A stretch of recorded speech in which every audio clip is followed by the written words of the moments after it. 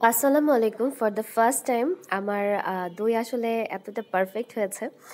গতকাল যখন হঠাৎ করে ভাবলাম যে টক দই বানাই, দেন আমি হাফ কেজি দুধকে কমিয়ে একদম একবারও মানে 250 গ্রামেরও কম করে ফেলেছিলাম। দেন চিনি ছাড়া টক দই করলাম। তো আপনারা দেখছেন একদম পুরা মানে পারফেক্ট হয়েছে। আলহামদুলিল্লাহ আমি এত বেশি খুশি হয়ে গিয়েছিলাম।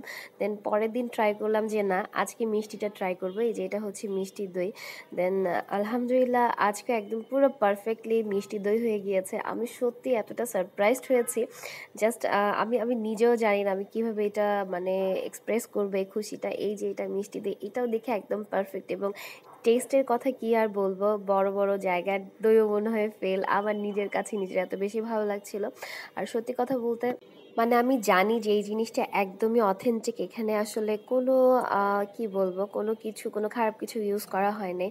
এবং সবচেয়ে বড় কথা নিজের স্যাটিসফ্যাকশন, এই জিনিসটা আমি অনেকবার আগে ট্রাই করেছি, বাট কখনোই আমার এরকম হয়নি। প্রত্যেকবারই কোনো না কোনোভাবে হয়তো মানে একদম সফট হয়ে গেছে, ভেঙে গেছে, মানে পারফেক্ট থিকনেসটা আসেনি। বাট আলহামদুলিল্লাহ এবার এসেছে। সবাই ভালো থাকবেন। আসসালামু আলাইকুম।